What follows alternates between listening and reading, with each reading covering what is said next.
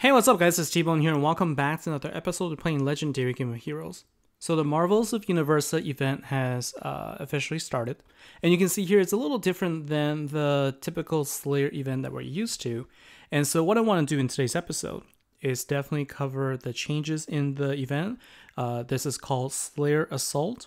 I will go over what that means, and we're also going to talk about some of the changes in the game. There's a very good game mechanic change that I think is really worth calling out, and that is how you can battle. You can queue up your battle skills, and then we're going to do most of this through boss fights. So let's go in and take a look right now. So you can see at a glance here, this is no different than any of the Slayer, sort of the Slayer fight scenes you're already used to. Let's jump right into an Inferno boss here. I'm gonna use my Fire Warrior here. You can see here the change is that you can now see the team in your team selection page, and you can see the enemy skills right here. Now you can see that I don't have a counter for Gem Silence, but it's okay. I'm gonna go in and use 9 keys and do an attack right now. We're going to just kind of talk about my strategy here, how I'm what my focus is with these fights, and then we can also go and talk about some of the changes in this particular event. So right now, the goal here is to get 15% at least 15% of the attack, so that I can get keys back. So right now, the way that things have changed is you want to get you get keys back as long as you get 15%. And check this out. I'm going to activate all my skills, but I'm going to do this by selecting them all in a row. Notice how I don't have to actually press anything and hold it anymore. It is now going to be queued. And in fact, what I did there is I actually waited because I wanted to talk about it. But here, while the animation is going, I could actually queue up my skill as well. While I'm waiting, you can see that I can actually do this without waiting for the animation to complete. And by doing this, I can now actually activate all of my skills without waiting and without losing any time on the board. So this is a really good change, and it just allows you to think more about your moves as opposed to holding a finger over the avatar, trying to figure out your next step, and basically being distracted, focusing on how to make sure that you get your skills activated, as opposed to just activating right away, having it actually just sitting in the queue so that you don't have to worry about that. And so, oh good, I was able to get MVP as well there. So let's see. So now here's the screen for defeating the boss. You get your trophy in MVP as regular, and you get your key back only at 15% damage. And you can also get these summoning coins. So these are summoning coins. These are new for guild bosses. You no longer earn any guild boss keys. They come in the form of summoning coins. And we can talk about that as well. So I just want to do a quick review here. So, okay, good. I was able to do 1.8 there. And now let's take a look at what this means. So we can see here there's an Assault Summon tab.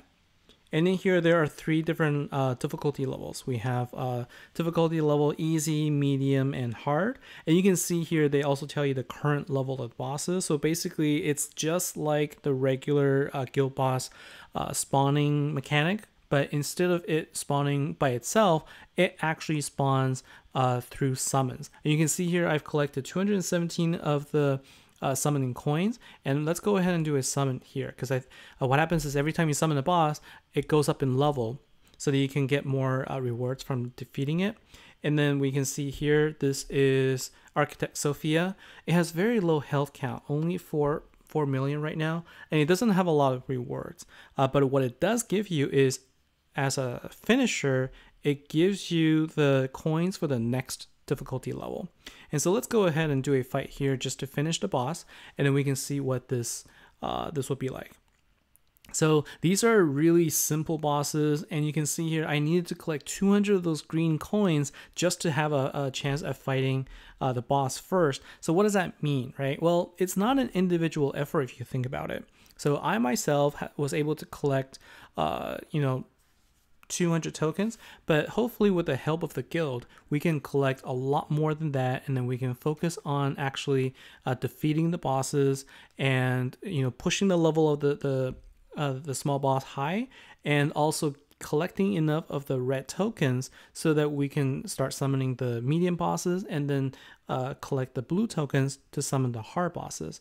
Now, as you get these tokens, these can be gifted. So you can actually gift any of these keys to anyone you want. So let's say, so this way it doesn't really matter who finishes, right? So that's another key thing here to recognize that as you collect these coins, feel free to pool them within your guild to whoever will be most effective at being able to summon them, whoever has, is available at the time that you want to have a frenzy, or any sort of way you want to organize it.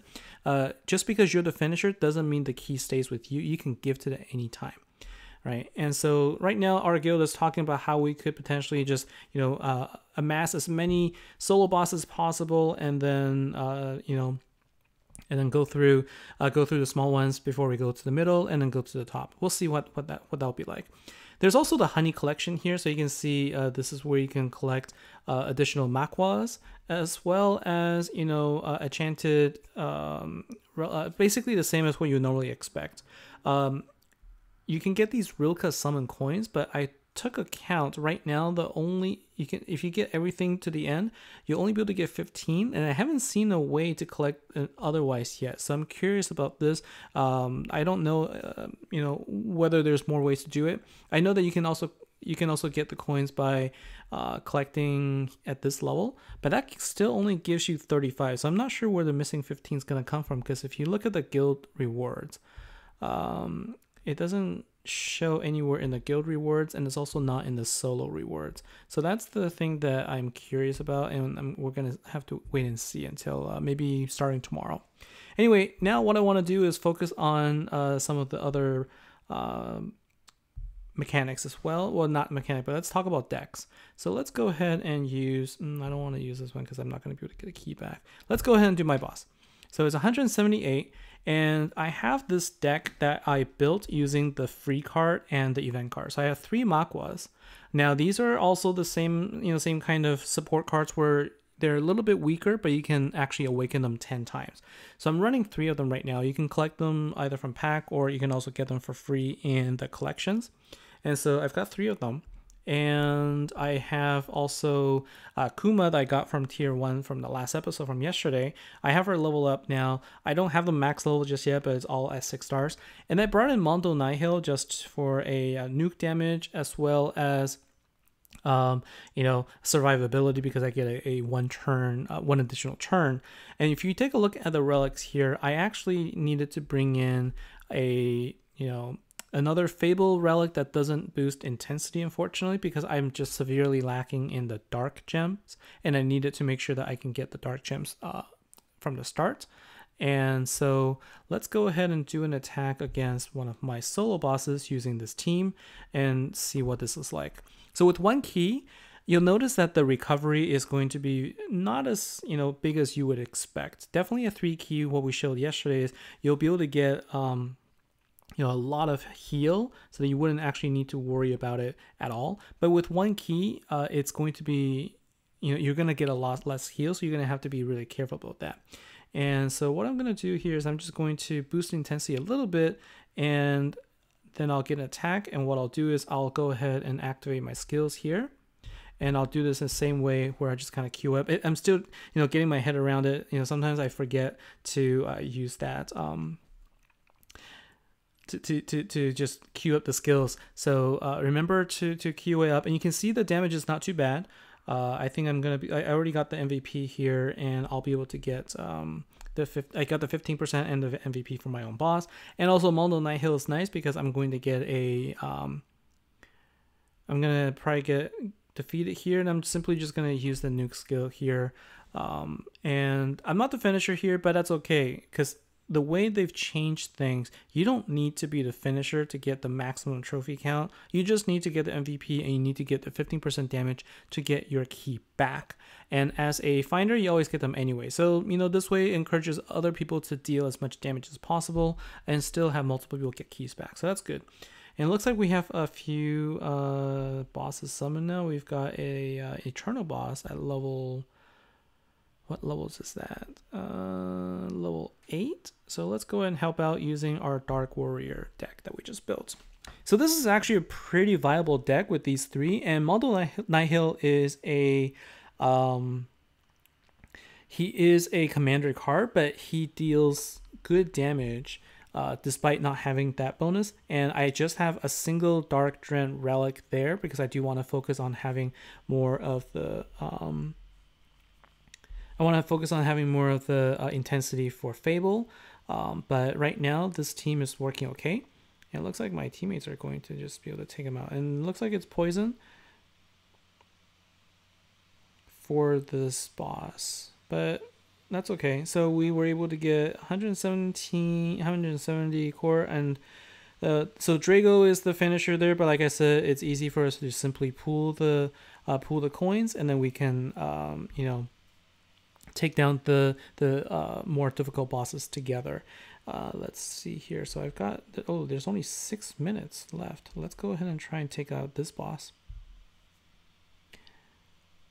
So, Domi is still my go-to team. I think it's been such a long time since the deck has been out, and there's been more powerful decks since then.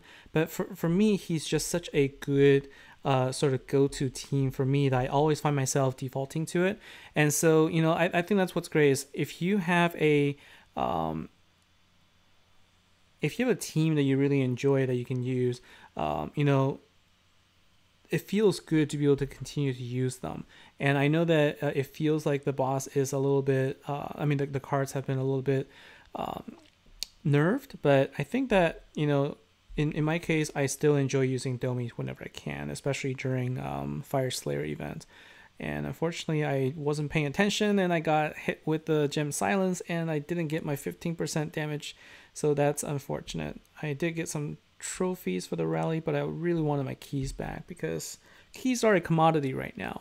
So that's the only thing. So you'll notice that, fighting all these bosses, you're going to lose a lot of keys. So right now, again, there is an Infernal boss there. And if I do another 9 key, that's going to be, that's going to be 9 keys right there. I'll only have 1 remaining. And so instead, what I'm going to do is I'm just going to use 1 key and hope for the best. So let's try and see if we can get 15% with Domi here using 1 key.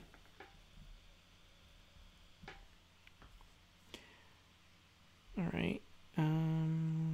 And with this type of deck, depending on the layout, sometimes I actually like to, try to leave more. I try to leave more fire gems on the board if I can, so that I can do more matches to get more damage on second turn.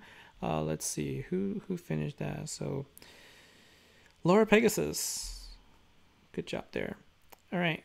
So let's see. There was another team that I had talked about. Now that we have guild bosses, let's talk about another team, and that is the Valentine team. All right. Now, the thing to know with the guild bosses, when I go in here, you'll notice that I'm seeing 97 out of 100. So this is the other difference is you'll never get boss keys anymore. It just goes up to a maximum of 100, and you get it at a rate of 8 keys per hour.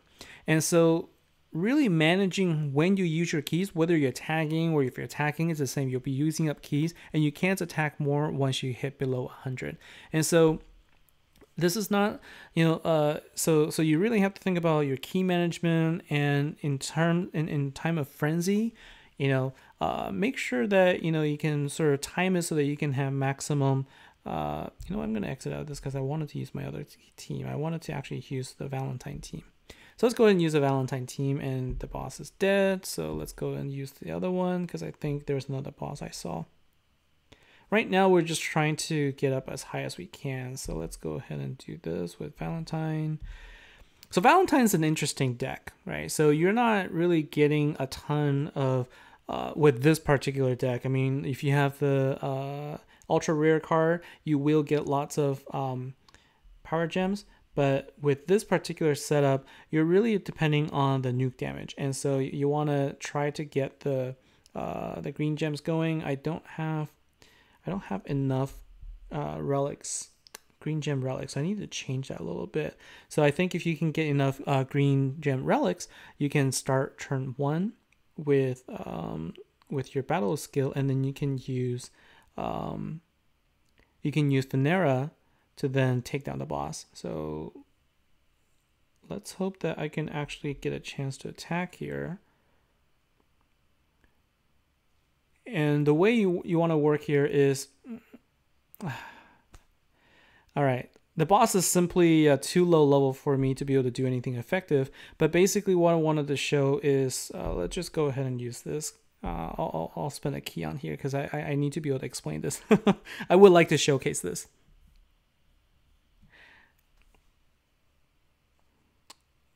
And so right now, let's see here. I have Gem Silence Dispel because I have the card here, Terra Mortem, in play, and so I'm not worried about that, but I am worried about my health. So let's try to make sure that we can get my battle skill up and running, and then I'll get hit here, but then I'll be able to heal really well. So let's go ahead and get going here because I'm also afraid of getting sniped by another person. So let's go ahead and activate all of the skill here. You can see I keep forgetting to use this. So basically you can see how many heart gems there are there, and I can heal fully with that. And then I think I also get a additional, yes, I also get additional green gems with Volupta's ability here. And I think that's it though. I don't think I get another turn. So right now I'm at the mercy of unfortunately of the particular I'm not going to be able to deal enough damage. So it looks like with just one key I'm not really able to deal damage there. So this is not the right kind of deck for this event, and I'm glad I tested it out. So I thought that this would be interesting, but I think this needs to be a 3-key deck for that particular setup. And so far we can take a look, right? I showed sort of the Domi deck. Obviously if you don't have the Bestiarius or Flamma, it's still a really good deck. But this Dark Warrior, this is a good one. I think this is actually a lot of fun to use. And if you already have the relics, put them in and give it a try. So I think this will be a good deck and a good budget event deck that you can use to do some good damage there. So that's all for this episode here. Hopefully I've covered everything I wanted to say. We talked about the Salt Summon. We talked about the collection there. And also we've talked about just sort of how to use the battle skill queues. So let me know if there's any questions. Give me some feedback. And you know, I'm still wrapping my head around this, and hopefully I'll have another video out later on in the week to talk more about the progress and changes as we get into more difficult bosses. So that's it. Thanks for watching. Thanks for your time, and I'll see you in the next episode.